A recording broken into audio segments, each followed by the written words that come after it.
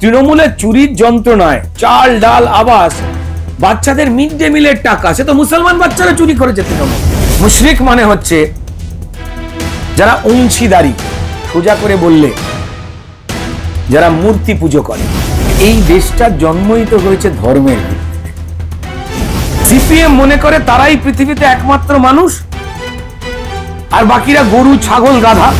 আমার কাজে নিতে ভয় পান আমার বন্ধু বান্ধব যারা পরিচালক প্রযোজক যাদের সবাই চেনেন জানেন ভালোবাসে।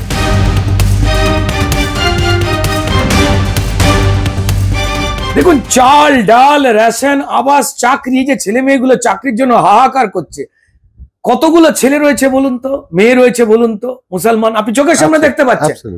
দেখুন তৃণমূলের চুরির যন্ত্রণায় চাল ডাল আবাস বাচ্চাদের মিড ডে মিলের টাকা সে তো মুসলমান বাচ্চারা চুরি করেছে তৃণমূল।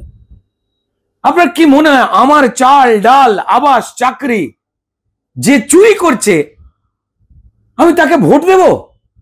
কোনদিন হতে পারে না। কিন্তু আমি ভোট দিতে চাই না, কিন্তু আমাকে সম্পত্তি থেকে বেদখল করে দিতে পারে ইমাম সাহেবেরা, আমায় পরিবারের সম্পর্কের ভাঙন করে দিতে পারে ইমাম সাহেবেরা। কারণ সারিয়া আইন মেনে যে ক্ষমতা তাদের হাতে আছে।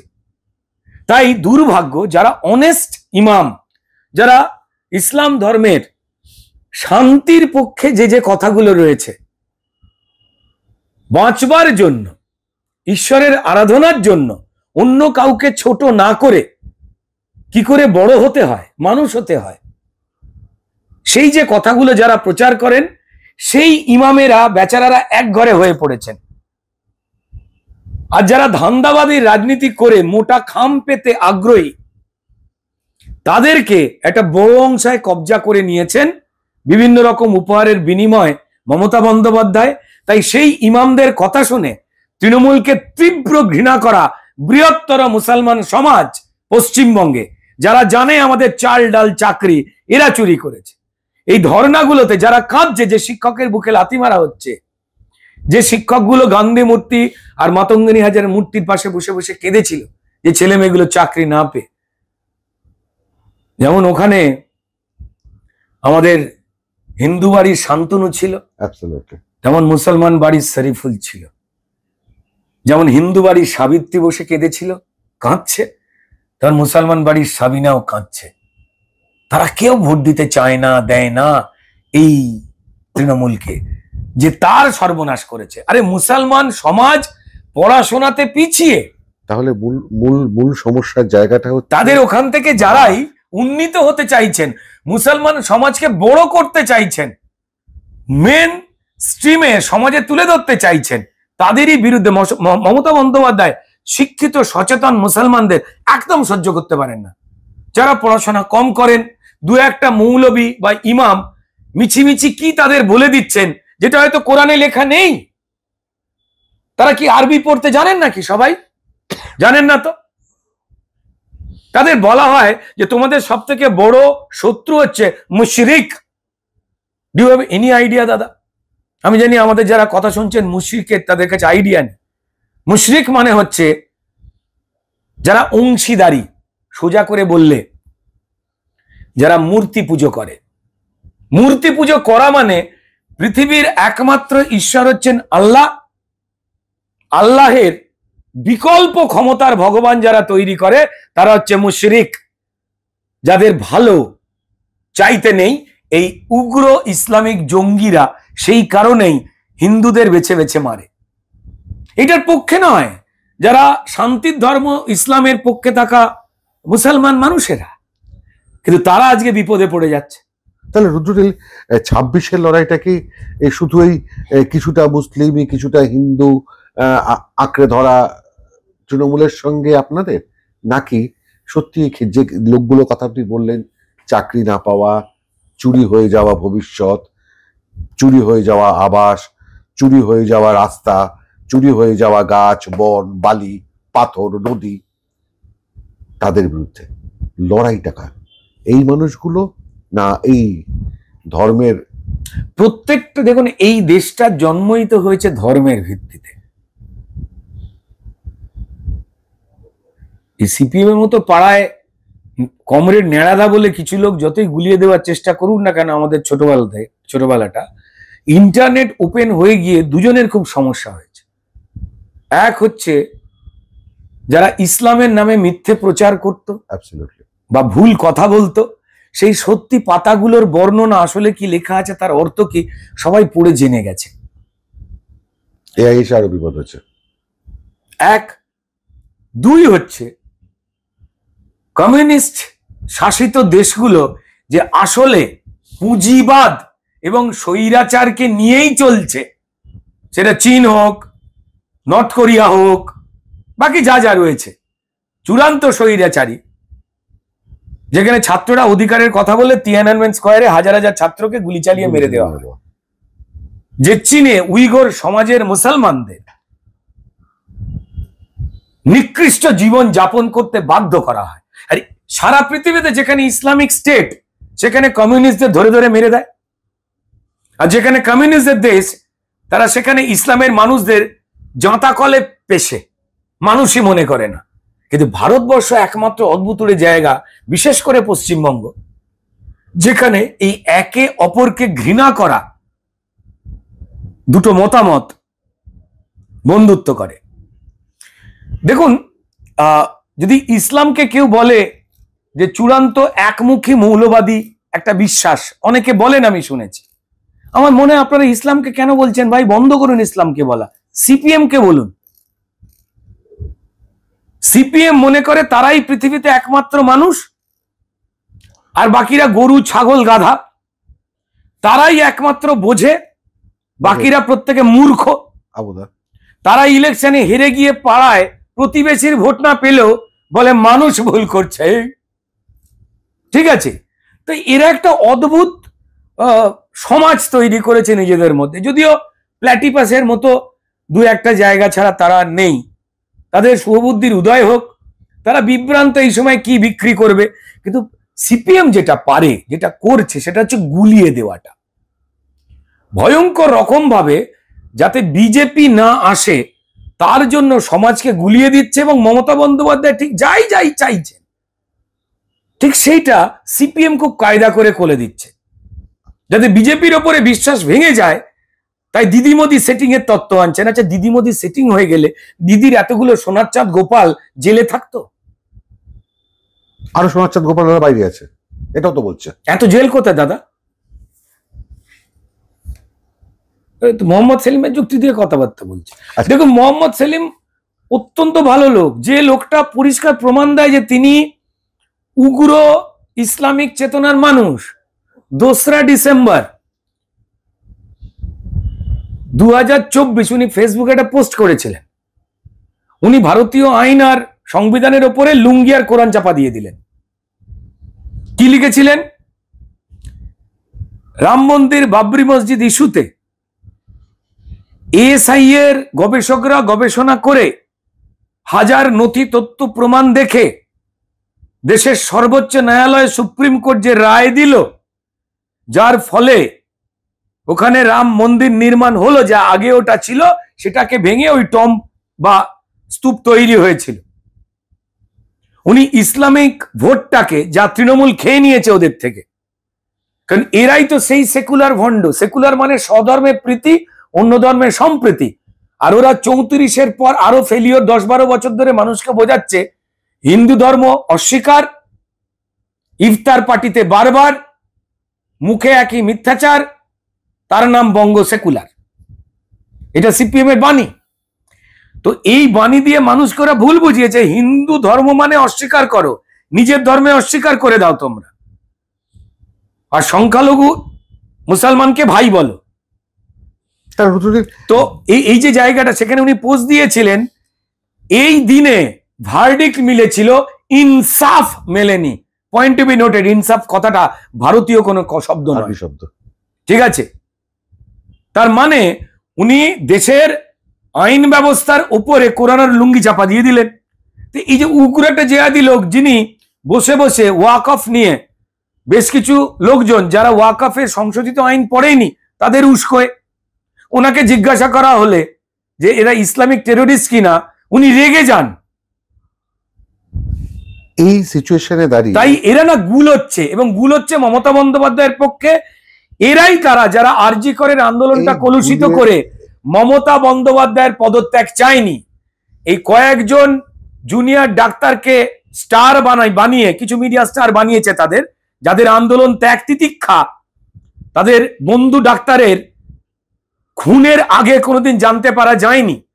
তারা নিরপেক্ষ সেজে বাম এবং অতিবামের যারা ছাত্র নেতা, তারা বারবার যে দুটো ডিপার্টমেন্টের জন্য এই পরিকল্পিত হত্যাকাণ্ড হয়েছে,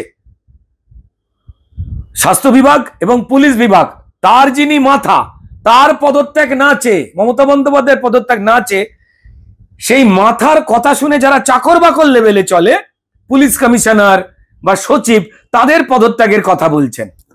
এরাই কিন্তু এই যাদবপুর থেকে মাধবপুর এই সব জায়গায় নো ভোট টু বিজেপির লোক। মোহাম্মদ সেলিমদের এই মমতা বন্দ্যোপাধ্যায়কে বাঁচাবার যে আন্তরিক প্রচেষ্টা, তার জন্য কি ছিলাম বলবো, বেগুনি ছিলাম। আচ্ছা, মমতা সেলিমের যে নৈকট্য, যে সেটা যেটা সবার সামনে স্পষ্ট না, স্পষ্ট। আমার কাছে বক্তব্য হচ্ছে, তাহলে শেষ কথা কোথায়? এই ঘুলিয়ে দেওয়া রাজনীতির মধ্যে জলটাকে পরিষ্কার করতে রুদ্রনীলরা কি করতে পারে? দেখুন, খুব সিম্পল। আমরা যে কথাগুলো সোজা, আমার দলের যারা বড় বড় রাজনৈতিক নেতারা রয়েছেন তারা এক এক ভাবে বলেন। রুদ্রনীল কিভাবে? আমি আমার মতো করেই পরিষ্কার, খুব সোজা ভাষায় আমি কিন্তু সেই কথাগুলো বলি। মানে সেটা কখনো আমার ছবি আঁকাতে বলি, কারণ আমার তো কাজ বন্ধ করে দিয়েছে প্রায় অধিকাংশই। 4-5 বছরে মাত্র 4টে বাংলা সিনেমা করেছি, বোধহয় শুনছি নাকি 2টো বেরোবে এই সামনে, কে জানে। তো যাই হোক না কেন, আমার কাজে নিতে ভয় পান আমার বন্ধু বান্ধব, যারা পরিচালক প্রযোজক, যাদের সবাই চেনেন জানেন ভালোবাসেন, কারণ তাদের জীবনের সুখ স্বাচ্ছন্দ্য এরা বন্ধ করে দেবে, সেই ভয়টা দেখায় এই তৃণমূল। তো ফলত যে কারণে গরমে দুঃসালা আবার যেতে হবে, না হলে অশান্তি করবে বদমাইশের দল বলে তারা গেছেন। তারা যাওয়ার সময় ফোন করে গেছেন, কি করবো বলতো বলে, কারো যাওয়ার ইচ্ছা নেই। তো দেখলাম সবাই মাকে পাগড়ি পরে সব শেখ সেজে বসে রয়েছে, তো গরমে কি করবে? সে ঘোলা জল পরিষ্কার করতে রুদ্রনীল কি করবে? রাস্তায় নামছি, মানুষকে বলছি, মানুষ শুনছে না আমাদের কথা। দেখুন, জগন্নাথ মন্দির করে দিলে পাপ ধোয়া যাবে না। মুর্শিদাবাদ থেকে শুরু করে একের পর এক যেভাবে দুর্গাপুজোয় বিসর্জন করা যাবে না, ঢাক বাজানো যাবে না, বর্ডার লাইনে আরতি বন্ধ, এখানে গান বাজনা করা নিষেধ, এইসব যা চলছে, বারুইপুরে মা শীতলার মূর্তি ভেঙে দেওয়া, বসিরহাটে মা কালীর মূর্তি ভেঙে দেওয়া, 126টা সরস্বতী পুজো বন্ধ হওয়া, মিডিয়া এসে 4টে।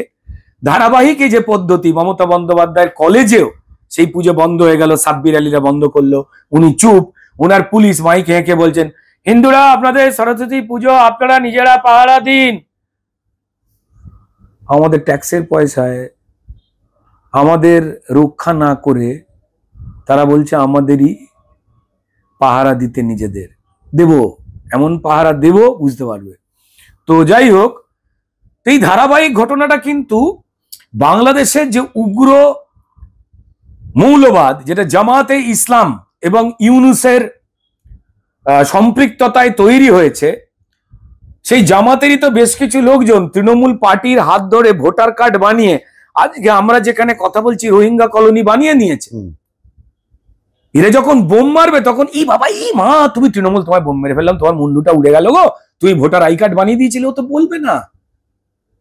ওর কাছে যদি কোনো সার্টিফিকেটও থাকে রোহিঙ্গাদের দেশের বা বাংলাদেশে, সেইটা দিয়ে তো পশ্চিমবঙ্গে কোনো ভদ্র চাকরি হবে না। ফলত তারা কি চাকরি করবে? একে তো চাকরি নেই, হয় তৃণমূলের সিন্ডিকেটের চাকরি, তোলাবাজির চাকরি, আর নয় কোনো গুলি বন্দুক বারুদের চাকরি, যা প্রমাণিত হচ্ছে অন্য রাজ্য থেকে পুলিশ এবং এনআইএ এসে রাজীব কুমাররা যে যে উগ্রবাদীদের লালন করছেন, ধরেননি বলেই তো লালিত হয়েছে, এবং প্রেসমিট করেন, জালি পাসপোর্ট দেখা আমাদের কাজ না, সন্টু মানা আমার, আই লাভ ইউ রাজীব বাবু, দারুণ লোক। তো পশ্চিমবঙ্গের মানুষ বুঝে গেছে কিন্তু যে কিভাবে ভোট চুরি হয়, কিভাবে। এই যে লোকে বলে কেন্দ্রীয় নির্বাচন কমিশন, আরে কেন্দ্রীয় নির্বাচন কমিশন একটা অফিস গোটা 50 জনের, যারা যে দেশে নির্বাচন হয় সেই দেশের সরকারকেই বলে নির্বাচন পরিচালনা করব, আপনাদের ভোট গ্রহণ এবং ভোট কাউন্টিং এর রাজ্য সরকারি কর্মচারী দিন এবং শান্তিতে নির্বাচন যাতে হয় পুলিশ দিন। অতিরিক্ত অশান্তি যা পশ্চিমবঙ্গে হয় সারা ভারতবর্ষ জুড়ে হয় না, তাই সিআইএসএফ দিচ্ছি পুলিশকে হেল্প করতে। তো ফলত পুরোটাই এদের হাতে আছে।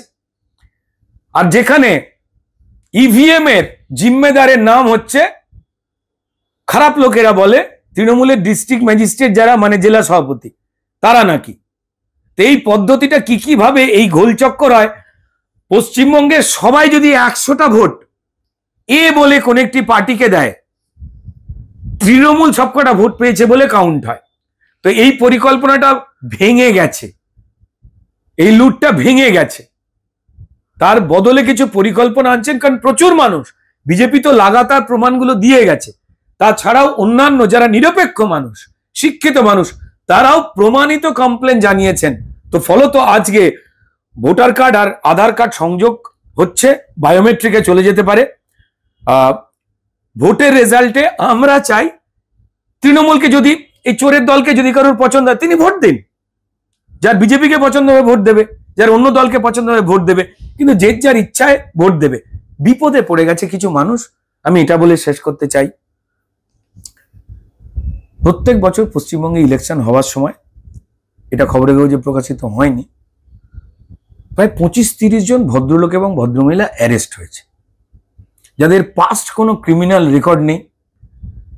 তাদের অ্যারেস্ট করা হয়েছে ভোট গ্রহণ কেন্দ্রের পিছন থেকে, আড়াল থেকে, এবং বিকালবেলা 5টার পরে, যেখানে প্রায় ভোট মিটে গেছে, তাদের অ্যারেস্ট করা হয়েছে। এই শুনলাম রিসেন্ট স্বীকারোক্তি তারা দিয়েছে যে আমরা বাবার সঙ্গে দেখা করতে এসেছিলাম। কেউ মালদা থেকে, কেউ মুর্শিদাবাদ থেকে, কেউ উত্তর 24 পরগনা, দক্ষিণ 24 পরগনা, হাওড়া থেকে, কলকাতা থেকে, সবাই একই কথা বলছে, বাবার সঙ্গে দেখা করতে এসেছে। রিপোর্টে বলছে প্রত্যেকের বাবা 15 বছর আগে মারা গেছে, কিন্তু তারা বলেছে তৃণমূলের কল্যাণে ভোটের দিন তাদের মৃত বাবারা নাকি ভোট দিতে আসেন। এখনো সম্পত্তির কিছু কাগজে বাবার সই করা বাকি আছে। তারা কাগজ নিয়ে তৃণমূলের নেতাদের রিকোয়েস্ট করেছিলেন একটু বাবার সঙ্গে দেখা করিয়ে দিন, যে বাবা তৃণমূলকে ভোট দিতে আসে, আমার বাবা। শুনলাম যে তাদের ক্ষমা ঘৃণা করে নাকি ছেড়ে দেওয়া হচ্ছে। তারা খুব ভেঙে পড়েছে যে 2026-এ নাকি তার বাবারা, মৃত ব্যক্তিরা আর ভোট দিতে নামবেন না। বড় খারাপ লাগছে।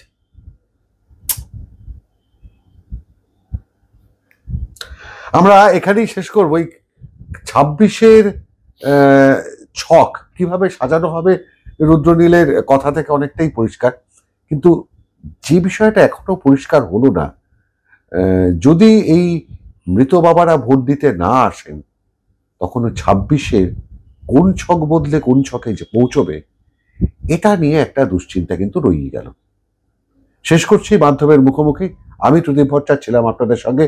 কেমন লাগলো আমাদের এই সাক্ষাৎকার অনুষ্ঠান জানাবেন আমাদের। ভালো লাগলে লাইক, শেয়ার, কমেন্ট করবেন। ধন্যবাদ।